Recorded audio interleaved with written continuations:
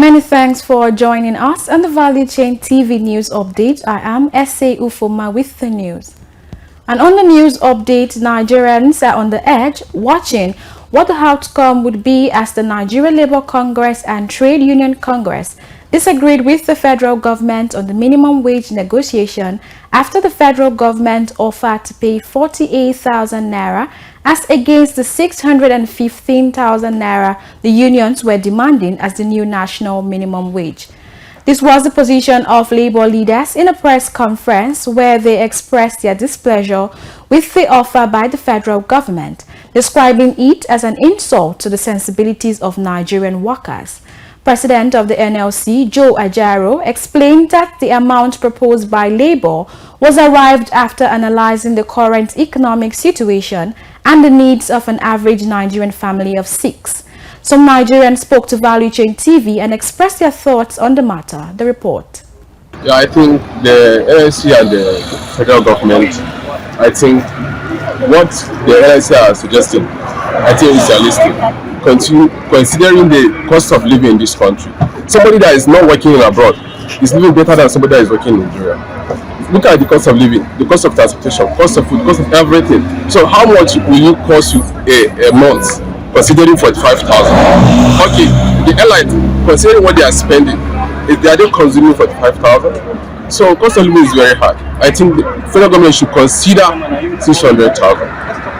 Well, I think what the Labour is proposing is unrealistic, and for what the government is proposing due to what they've caused in our economy, because for me they are responsible for our current situation. So I think if they shift to 100,000 minimum wage, Nigeria's headline consumer inflation has risen to 33.69% year-on-year in April, up from 33.20% in March, making it the highest rate in 28 years. Data released by the National Bureau of Statistics (NBS) show that food and non-alcoholic beverages continue to be the biggest contributor to inflation in April. Food inflation, which accounts for the bulk of the inflation basket, reached 40.5% in annual terms against 40.01% in March. These price pressures have left millions of Nigerians struggling with the worst cost of living crisis in decades as they try to meet up their basic needs. The House of Representatives Committee on National Security and Intelligence has summoned the National Security Advisor, Nuhu Ribadu, and the Commandant of the Presidential Air Fleet, Olayinka Oyeshola, over the breakdown of planes in the Presidential Fleet. Chairman of the committee, Ahmad Satomi, announced the summon after the plenary session, noting that the committee will investigate the breakdown of aircraft in the presidential fleet, which recently forced President Bola Tinubu to use a chartered commercial plane from the Netherlands and Saudi Arabia, and another incident when Vice President Kashim Shettima was unable to make a trip due to a technical fault with his aircraft. The Senate has accused state governors for misappropriating funds allocated to local government council in Nigeria. Deputy Senate President Jibrin Baru disclosed this while presiding over a plenary, noting that the council chairmen were usually compelled to sign off checks by governors who in turn allocate peanuts to them. This is coming as the Senate called on President Bola Tinubu to immediately stop allocation of funds to caretaker committee-led local government areas. The resolution reached by the Senate urged President Tinubu to champion the cause of full autonomy for local government. And still on the news updates, the federal government has realized a total revenue inflow of 318.5 billion naira in the first quarter of 2024. Kabir Lawal has the details. While briefing members of the House of Representatives Committee on Finance in Abuja on the revenue performance of the various agencies of government in the first quarter of 2024, the Accountant General of the Federation, Mrs. Oluwatoyin Maiden, disclosed that reconciliation is still being done, but the total revenue inflows to the federal government for January to March amounts to 318.5 billion naira as against a total budget of 2.691 trillion naira. Represented by the Director, Revenue and Investment in the Office of the Accountant General, Felix Ogudaru, noted that the 2024 fiscal year will be exceptional in terms of revenue generation owing to the policies of the President Bola Tinubu-led government. Also speaking was the Chief Executive Officer, Ministry of Finance, Incorporated Armstrong Tagang, who also briefed the lawmakers that some agencies under the MOIF had declared dividends of 101 billion naira. The chairman of the committee, James Faleke, in his intervention, directed all agencies under the MOFI to furnish the parliament with their annual report for the past 10 years. For Valuchen TV, Kabir Lawal reporting. The Presidential CNG initiative has said it is currently targeting about 3.5 trillion naira from investment in compressed natural gas vehicles.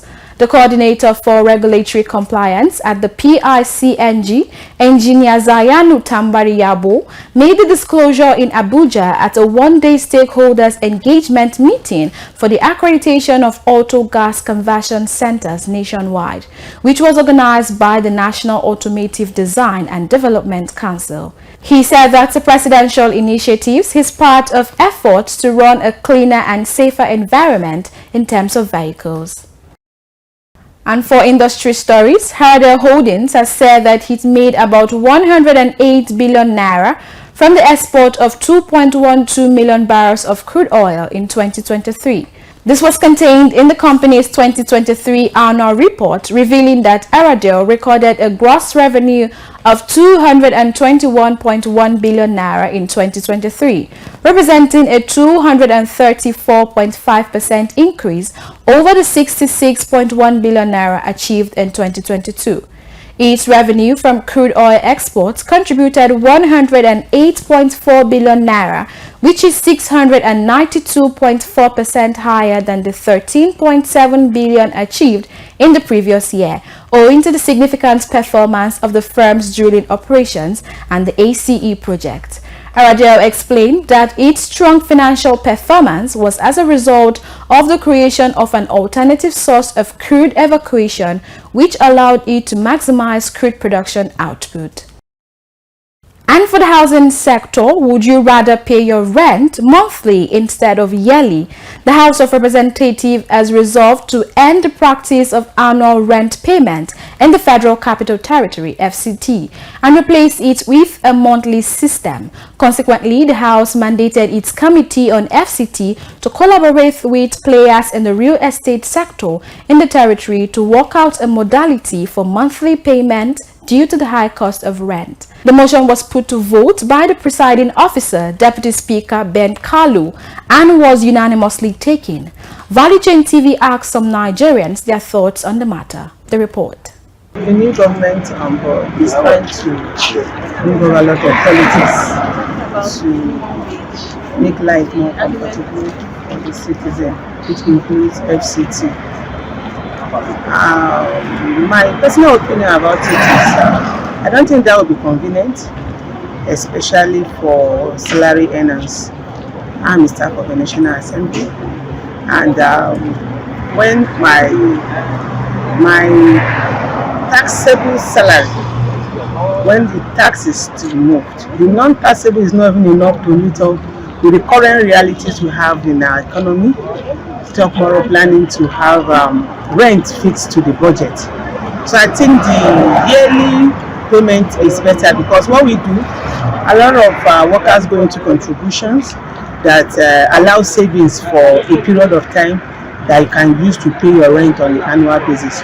For me, being a tenant, paying monthly is not bad. But would the money be beneficial or useful to the landlord? It's another question. Because being a tenant, if I actually earn salary every month, so I know that maybe my yearly rent is so amount of money divided by 12. If I can be able to earn my living and pay that, to a tenant it's very okay. It's very okay. But to a landlord, it might be a piecemeal to him, because the money will not be beneficial to him. He will prefer getting the money in bulk from all the tenants, depending on how many tenants he has.